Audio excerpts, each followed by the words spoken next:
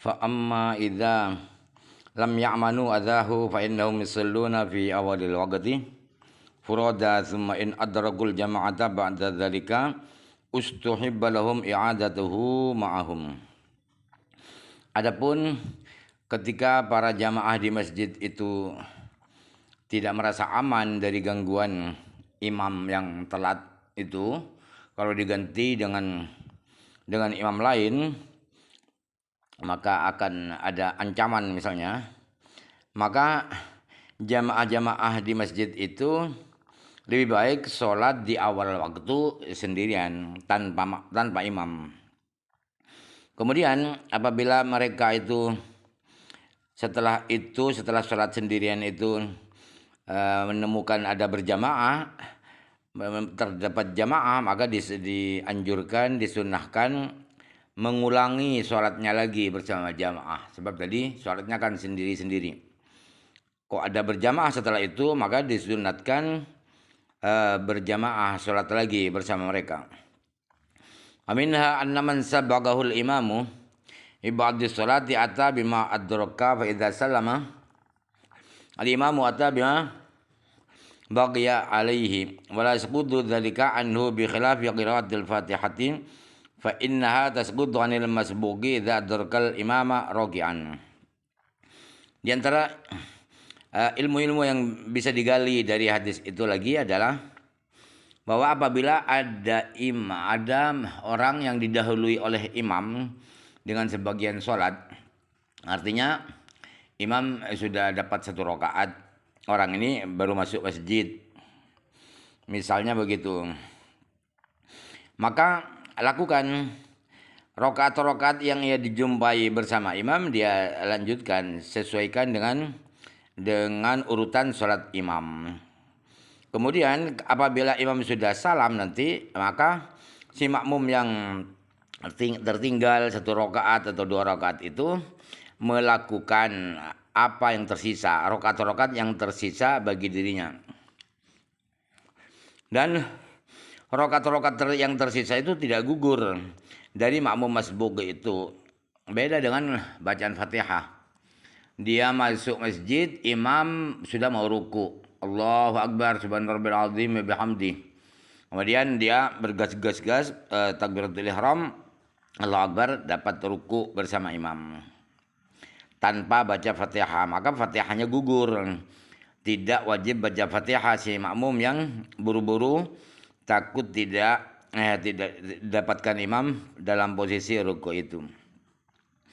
Itu ditanggung imam kalau dia tumakninah bersama imam di ruku. Apabila dia baru Allahu Akbar ke bawah, imamnya sudah sami Allahu liman hamidah, sudah mulai naik ke atas, maka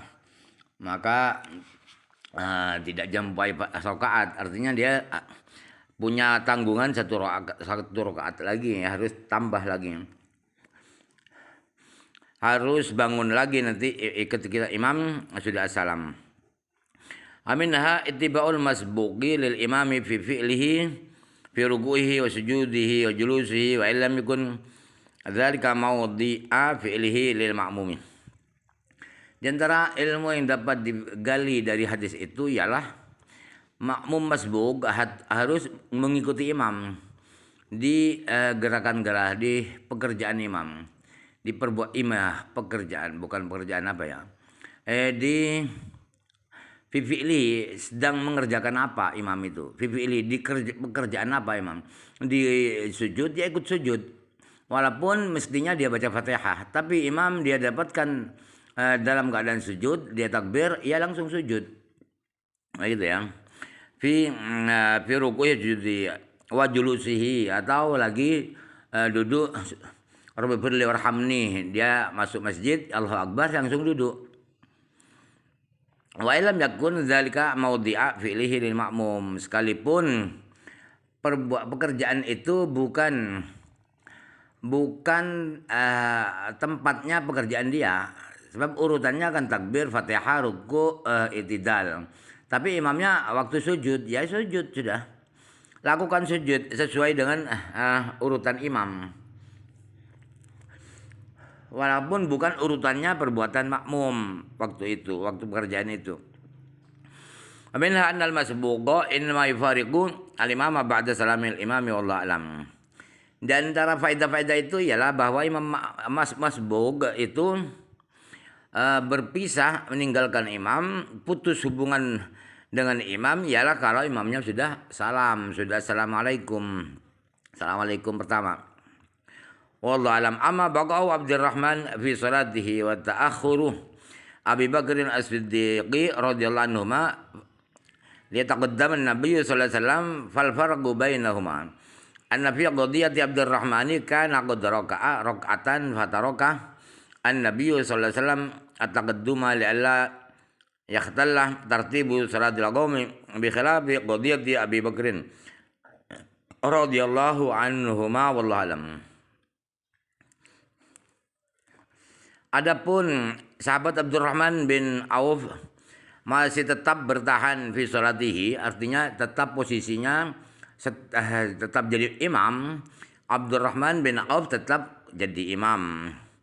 Kemudian pernah sahabat Abu Bakar ketika Rasulullah sakit-sakitan ya, Abu Bakar melihat Rasulullah mau bergabung berjamaah, kok ada ya Rasulullah. Perasaan Abu Bakar, kenapa Abu Bakar mundur menjadi makmum agar Rasulullah maju ke depan.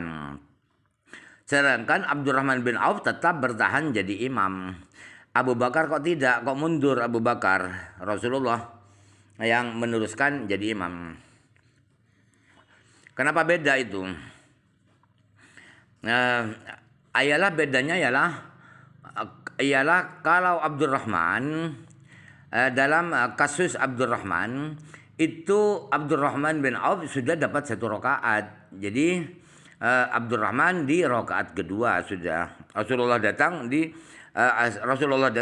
Abdurrahman sudah di rakaat kedua. Kan aku rakaatan sudah dapat 1 rakaat. Jadi Rasulullah tidak maju menggantikan posisi Abdurrahman sebagai imam, agar apa tujuannya Rasulullah tidak maju? Agar urutan-urutan sholatnya makmum itu tidak terganggu, tidak cacat. Urutan-urutan sholatnya orang itu makmum itu tidak kacau dengan sholat Rasulullah. Rasulullah kan masih rakaat pertama. Kemudian si makmum itu menuju rakaat kedua. Rakaat kedua itu kan ada tasyahudnya, tasyahud awal. Rasulullah tidak ada tasyahudnya karena Rasulullah masih di rakaat pertama. Itu namanya nanti kacau kalau Rasulullah menggantikan Abdurrahman bin Auf. Beda dengan kasus sahabat Abu Bakar yang mundur itu. Abu Bakar dalam rakaat pertama masih, jadi digantikan Rasulullah, tidak akan mengganggu urutan-urutan sholatnya makmum. Jadi Rasulullah maju. Itu yang membedakan kenapa Abdurrahman tidak mundur, Abu Bakar kok mundur jadi imam, Rasulullah yang maju. Itu alasannya. Wa amma qauluhu farqa'na ar-rak'atan allati sabaqatna fa hakaza dhabatnahu wa kadza wa fil usuli fathis sini wal ba'i wal qafi ba'dahuma musannatun min faqu sakinatun ay wujidat qabla hudurina wallahu alam. Adapun kata-kata perawi mengatakan farqa'na ar-rak'atan allati sabaqatna, itu bacaan sabaqatna itu adalah begitu, tulisannya begitu. Dan di kitab-kitab asli Imam Muslim juga begitu. Bacanya adalah sin di fathah, ba juga fathah, qafnya juga fathah, sabaqat. Nah, setelah qaf ada ta bertitik 2 di atasnya yang sukun. Artinya apa sabaqatnya itu? Ayu jidat qabla hudurina. Artinya rakaat yang sebelum kami hadir, yaitu rakaat pertama itu dilanjutkan setelah imamnya assalamualaikum wallahu alam. Qalu haddatsana al-Mu'tamiru an abihi an Bakrin an Hasan bin al-Mughirah an abihi. Hadzal isnadu fihi arba'atun tabi'iyuna yarwi ba'dhum min ba'din hum Abu Mu'tamir Sulaiman bin Burhan wa Bakar bin Abdullah. Sanad-sanad ini ada 4 sama-sama tabi'innya semua. Yang satu dengan yang lain meriwayatkan hadis. 4 orang itu satu dengan yang lain, yaitu Abul Mu'tamir, yaitu Sulaiman bin Turkhan dan Bakar bin Abdullah, kemudian wal Hasan al-Basri wa Ibnu al-Mughirah dan Ibnu al-Mughirah. Wasmuhu Hamzah tu kama taqaddama. Nama putra Mughirah itu adalah Hamzah, sebagaimana sudah diterangkan. Haula'i tabi'iyun al-arba'atu basriyuna illa banal Mughirah fa innahu kufiyun. 4 tabi'in itu semuanya adalah orang-orang Basrah semua, kecuali Mughirah. Mughirah itu domisilinya atau rumahnya adalah Kufah.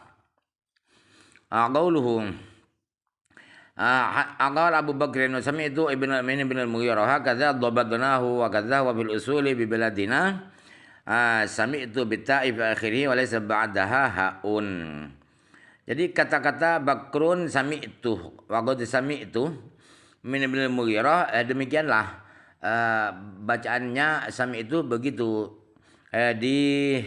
Juga di kitab-kitab asli Sahih Muslim di negeri kami adalah bacaannya adalah sami'tu pakai ta di akhir sami'tu. Setelah ta tidak ada hak dhamir, tidak ada hu, sami'tuhu, tidak begitu. Wa qala qadi huwa inda jami' syuyukhina sami'tuhu yakni bil ha'in di akhirih ba'da ta'in.